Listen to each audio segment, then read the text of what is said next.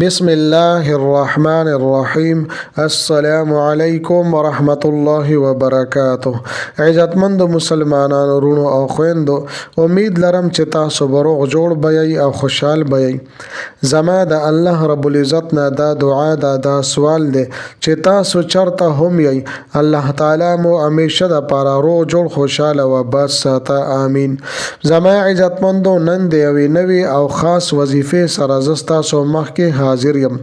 نن درته محترمو یو داسې وظیفه بیانوم، یو داسې جلالی اسم اعظم درته بیانوم چې تاسو به چرته په ژوند کې هم داسې اسم اعظم والا وظیفه نوي کړي. په دې وظیفه کې، په دې عمل کې چې محترمو کم راز پټ دی، هغه هر چاته معلوم نه دی. محترمو، د خپلو حاجتونو د پوره کېدو د پاره، د مشکلاتو نه د نجات د پاره، دا د اسم اعظم وظیفه په ژوند کې صرف یو پیرا لازمی ضرور وکړئ. د دې د پټ راز به تاسو ته هله پته ولګي چې کله د ستاسو پریشانۍ ختم شي او د ستاسو حاجتونه پوره شي. په دې وظیفه کې معجزاتي کمالات دي. انتهایی مجربه او ډیره زیاته عظیم الشان وظیفه ده. عزتمندو، د کوم مقصد د پاره، د کوم حاجت د پاره چې تاسو دا وظیفه کوئ، ضرور به ضرور به الله جل شانه تاسو ته کامیابی در نصیب کی. عزتمندو، د وظیفې شروع کېدو نه مخکې تاسو ټولو حضراتو ته دا درخواست دی چې تاسو اسې هم ویډیو ګورئ. په اول ځل باندې مو زما د چینل ویزټ کړی وي او لا تر اوسه پورې مو زما د چینل سبسکرایب کړی نی، نو برای مهرباني دا چینل ضرور سبسکرایب کړئ او ورسره د ټلې والا نشان تاسو کلیک کړئ او سلیکټ آل کړئ، دې لپاره چې د هرې ویډیو نوټیفیکیشن تاسو ته ملاويږي. ځکه چې محترمو، په دې چینل کې زه تاسو ته هر قسم مستند وظایف راوړم، هغه وظایف چې ما ته خپل استادانو د هغې اجازت راکړې ده. د دې نه علاوه محترمو، تاسو ته تعویذونه پکار وي، تاسو ته نقوش پکار وي، نو ما سره زما په واتس اپ نمبر باندې تاسو رابطه کولی شئ. محترمو، کچره تاسو دا وظیفه کول غواړئ نو ویډیو اخره پورې وګورئ. محترمو، دا ډیره د کمال وظیفه ده. په دې کې د کامیابی پټ رازونه پراته دي. کم انسان د اسم اعظم د عظیم الشان وظیفه وکي، هغه کس ته به د حاجاتو او د مقاصدو پوره کېدو نه پس د دې د راز پته ولګي چې په دې کې دننه کم پټ پټ رازونه پراته دي. فرمایي چې د دې اسم اعظم د وظیفې کولو والا بچرته په زندګۍ کې رسوا نشي. محترمو، دا وظیفه په خپل معمولاتو کې شامل کړئ چې څوک دا وظیفه وکي، دا انسان به الله جل شانه چرته هم رسوا نکي. په هر حال کې، هر ځای کې به دې عزتمند وي او دې سره زما محترمو د خلکو په نظر کې به دې درون شي او الله جل شانه به دته د خلکو په منځ کې یو مقام او مرتبه ورکي. او عزتمندو، دا وظیفه چې څوک کوي نو په هر حال کې به ورسره الله جل شانه فضل شامل حال وي. د الله رب العزت په فضل سره به ان شاء الله تعالی د هر یو کار کیږي او د الله رب العزت مدد او نصرت په د سره شامل حال وي. لہذا محترم، ډیره طاقتوره او ډیره قیمتي وظیفه ده او دا د هر یو انسان خواهش وي چې ما سره د الله جل شانه مدد او نصرت شامل حال شي. زما عزتمندو، مونږ ته پکار دي چې دا وظیفه مونږه په خپل معمولاتو کې داخله کو. دا وظیفه چې څوک کوي، الله جل شانه ورته په هر کار کې او هر روزګار کې ورته برکات واچي او په هر کار کې ورته ترقی ملاويږي. دغه شان زما محترم او چا هم دا وظیفه وکړه نو دولت او خزانه به ورته ملو شي. بے پناه مال او دولت به الله جل شانه ور نصیب کی چې د په وهم او ګمان کې بم نوي چې الله رب العزت دا ماته د کوم زینا را نصیب کړه.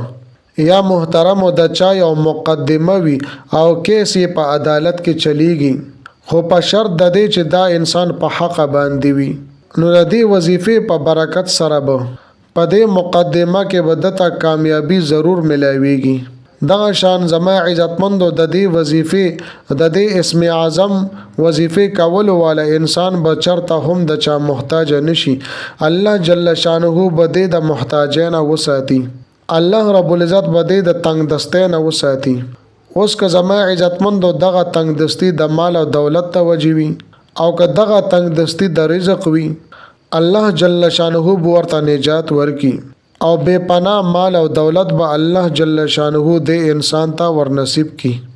کچره د چا د رشته مسلې پرشتہ کې رکاوټ وي، بندش وي، یا د چا د واده مسله وي او د واده اسباب نه برابري، نو الله جل شانه ورته د واده اسباب مهیا کی.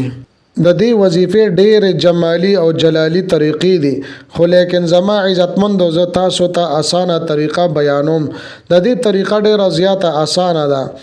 دا وظیفه تاسو چې په کوم ورځ باندې کول غواړئ نو تاسو کولی شئ. د دې لپاره څه خاص ورځ مقرر نه ده، خو زما عزتمندو 2 ټیمونه 2 اوقات د دې لپاره لازمی دي. د سحر مونځ نه پس او د ماسخوتن مونځ نه پس به تاسو دا وظیفه او دا عمل کوئ. ترتیب او طریقې کار څنګه دی عزتمندو؟ ترتیب او طریقې کار ډېر زیات آسان دی. کله چې مو د سحر مونځ وکړو نو د سحر مونځ نه پس به تاسو خاموش ځای کې کینئ چې هلته ستاسو توجه او دیان برابر وي، نو دا وظیفه هلته کې وکئ. نو محترمو بیا تاسو دا الفاظ یا حلیم یا علیم یا علی یا عظیم یا حلیم یا علیم یا علی یا عظیم دا به 684 مرتبه 680 پیری به تاسو د دې ورد وظیفه وکئ. د دې نه پس به زما عزتمندو هم په دغه ورځ باندې کله چې مو د ماسخوتن مونځ وکړو نو د ماسخوتن مونځ نه پس به تاسو بیا دا وظیفه کوئ. کله چې ماسخوتن مونځ وکړو او د مونځ نه فارغ شوئ نو بیا به تاسو یا حلیم یا علیم یا علی یا عظیم دې ترتیب سره 684 مرتبه 680 پیری به تاسو د الله رب العزت د دې صفاتی نومونو ورد وظیفه وکئ. نو زما محترم او دا هو د سحر د وظیفې طریقې کار شو. دغه طریقې سره د ماسخوتن مونځ نه پس په تاسو دا وظیفه کوي. کله چې مو د ماسخوتن مونځو کو او مکمل فارغ شوي نو یو سیډ ل به تاسو کینئ 680 پیری به بیا تاسو یا حلیم یا علیم یا علی یا عظیم د دې ورد وظیفه وکئ او هر سل پیری چې تاسو وایي نو یو سجده ورپسې کوي او سجده کې به تاسو سبحان الله وبحمده سبحان الله العظیم وای.